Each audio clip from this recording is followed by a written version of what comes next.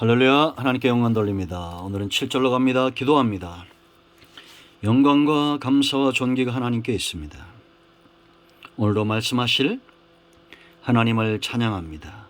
로마서 16장의 말씀들을 열어주시고 우리가 맺어야 될 분명한 열매, 그 삶을 깨닫고 보는 시간이 되게 하옵소서. 종을 낮추시고 겸손하게 하시고 오직 말씀의 통로만 되기를 원합니다. 하나님의 능력과 하나님의 지혜로 이 말씀의 깊은 것들이 듣는 모든 자들에게 깨달아지는 시간이 되기를 원합니다. 예수님의 이름으로 사모하며 축복하며 기도합니다. 아멘. 자, 네 번째 7절 읽습니다. 내 친척이요 나와 함께 갇혔던 누굽니까? 안드로니고와 유니아에게 문하느라. 그들은 사도들에게 존중이 여겨지고 또한 나보다 먼저 그리스도 안에 있는 자라. 아멘. 오늘 이 말씀을 통해서 우리 모두에게 성도에 마땅한 헌신된 삶의 열매와 결실들이 보여지기를 축복합니다.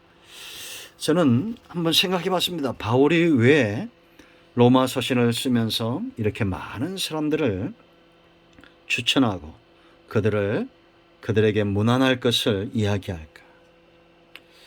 여러분 불쏘시개로 들어보셨습니까? 우리가 불을 지필 때 그 불쏘시개 역할을 하는 나무들이 있죠.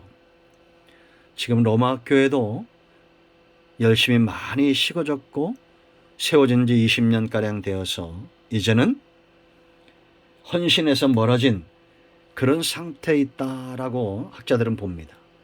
그런 그들을 다시 이방 선교에 불이 붙게 하고 헌신의 자리를 이끌어내기 위해서 바울은 그의 주변에 이 불쏘시개와 같은 헌신된 자들을 천거하고 그들의 삶을 지금 간증하고 있다라는 겁니다. 여러분, 이런 존재들이 있습니다. 실제로 우리가 연약하고 우리가 때로는 힘들고 지쳐 넘어질 때 우리 삶을 일으켜 세우는 존재들이 있습니다. 우리의 사역에 힘을 얻도록 우리에게 불쏘시개 역할을 하는 그런 존재들이 있죠. 여러분 주변에 있을 겁니다. 우리는 그들을 통해서 은혜를 받고 세임을 얻습니다. 여러분, 우리가 그런 존재가 되어야 됩니다. 물론 우리도 때로 지치면 우리를 일으켜 세울 존재들을 하나님이 반드시 우리 주변에 관계 맺고 함께 하도록 하실 겁니다. 그런가 하면 이제 우리도 누군가의 영적인 영역을 돕고 그들의 삶을 돕고 함께 사역을 감당해서 지치고 상한 마음과 그 무릎을 일으켜 세울 수 있는 그런 존재가 되기를 바랍니다. 이 영상을 듣는 여러분 가운데 삶 가운데 사역 가운데 영적으로나 지쳐있는 분들이 있다면 동일한 주의 성령이 우리 가운데 역사하셔서 여러분들에게 세임을 주고 일으켜 세우시기를 원합니다. 여러분 여기 보면 바울과 함께 옥에 갇혔던 자들이 있다는 겁니다. 안드로니고와 유니아입니다. 우리는 복음과 함께 기꺼이 고난을 받을 수 있는 그런 성숙한 단계까지 성장해야 됩니다. 이제 이들에게서 우리가 크게 세 가지를 깨닫게 되는데, 첫째는 이들이 친척이었다는 겁니다. 내 친척이요. 우리가 사역을 감당할 때 친척이 있다는 것 참 감사한 일이겠죠. 그러나 친척 이전에 예수 안에서 성령을 체험하고 은혜를 체험한 자들이 먼저 되어야 합니다. 여러분 예수님의 사역에도 걸림이 되었던 자들이 누굽니까? 예수님의 친척이었던 자들이죠. 마가복음 6장 4절에 예수님을 귀신 들린 자 취급했던 자들입니다.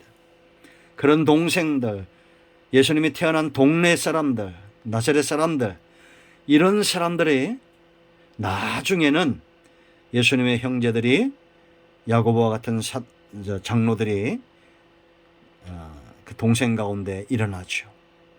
성령을 체험했기 때문입니다. 은혜를 체험했기 때문이죠. 여러분 지금도 사람들은 우리의 외적인 것을 자꾸 봅니다. 우리 안에 있는 복음의 능력과 우리 안에 있는 말씀의 능력보다도 자꾸 외적인 것을 봅니다. 겉모양은 보잘것없습니다. 예수님도 그렇게 오셨습니다. 이사야 여러분 53장 말씀들 읽어보세요. 흠모할 만한 것이 없는 그런 육체입니다. 그러나 예수님 안에 생명의 복음이 있고 하나님 나라의 능력이 있습니다. 지금도 여러분 목사님들은 외적으로 보면 별 볼 없어 보이잖아요. 저도 그렇습니다. 그러나 귀한 것은 우리 안에 복음이 있기 때문입니다. 여러분 무엇을 보십니까? 우리가 같은 동네 살고 뭐 별로 가진 것도 없고 배운 것도 없고 그렇게 사람을 판단해서는 안 됩니다.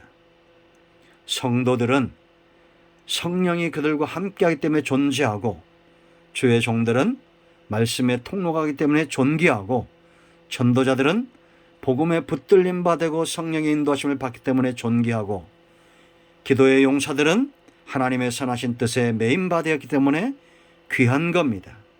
우리는 인간적인 관계로 사람들을 가까이 해서는 안 됩니다. 친척이든지 친구든지 누구든지 우리 안에 있는 예수 그리스도의 복음과 하나님 나라 백성의 가치로 존귀하게 여기는 우리 모두가 되어야 될 줄로 믿습니다. 그들은 감옥에 가야 했다는 거예요. 나와 함께 갇혔다라고 말합니다. 여러분 대부분의 사람들은 기도가 더디 응답되고 예수 믿어도 문제가 해결되지 않으면 쉽게 딜레마에 빠지고 신앙을 포기하고 육적인 삶으로 돌아가는 경우가 참 많습니다. 그렇지 않습니까? 근데 우리가 예수님 믿다가 전도하다가 헌신하다가 감옥에 간다고 생각해 보세요. 지금 코로나 때문에 이미 저는 교회가 예배에 지장이 오고 있습니다. 재난이 시작되고 있는 겁니다. 그러나 이 재난의 목적이 있기 때문에 우리는 두려워하진 않습니다. 알잖아요.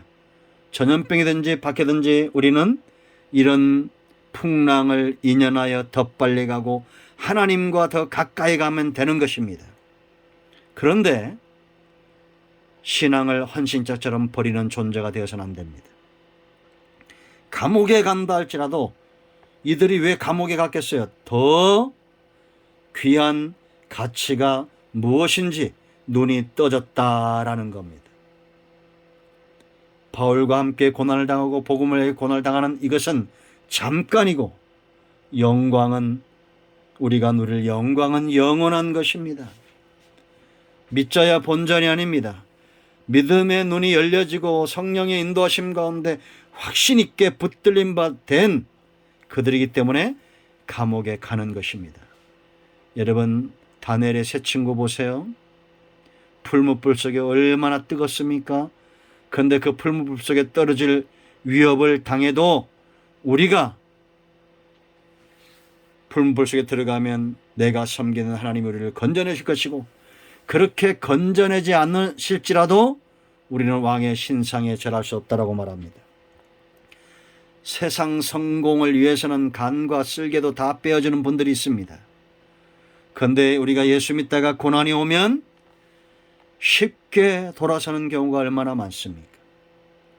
세상의 그 어떤 사람도 세상의 그 어떤 환경도 세상의 그 어떤 어려움도 하나님을 향한 신앙에서 돌아서게 할 만한 가치가 있는 것은 없다라는 것을 분명히 아는 지혜가 있기를 축복합니다.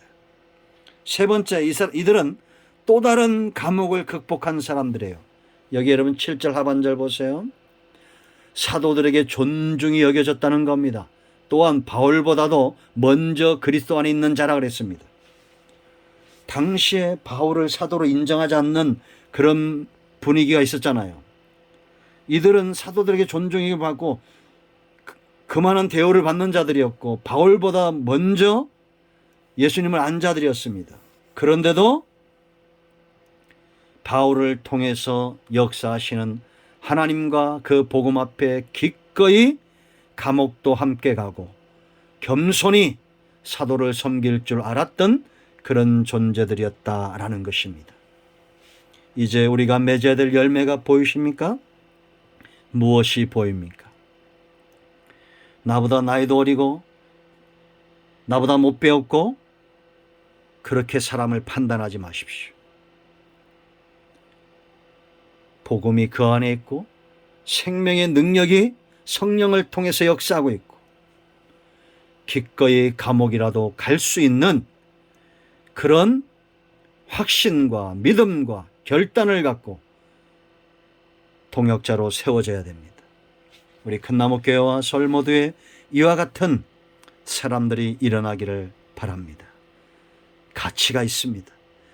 감옥 갈 만한 가치가 있습니다. 어려움을 당할 만한 가치가 있습니다. 우리가 이 고난 너머의 영광의 상급을 바라보고 오늘 기꺼이 고난을 감내하는 우리 모두가 되기를 축복합니다. 기도합니다. 하나님, 이 말씀대로 되기를 원합니다. 복음의 가치를 알고 말씀의 가치를 알고 하나님과 그 나라의 가치를 알고 기꺼이 감옥 아니라 어떤 환경 가운데도 동역의 삶, 헌신의 삶을 굽히지 않는 지혜로운 헌신된 자들 되게 하옵소서. 예수님의 이름으로 사모하며 축복하며 기도합니다. 아멘. 이제 선포합니다. 나사렛 예수님은 우리 가운데 모든 흑암과 어둠의 영들은 모두 떠나갈지어다. 온 영과 온 마음과 온 육체는 치유되며 회복될지어다. 예수님의 이름으로 사모하며 축복하며 취하며 기도합니다. 아멘. 응답되었습니다. 간증을 나누시기 바랍니다. 여러분 모두를 축복합니다. 할렐루야. 아멘.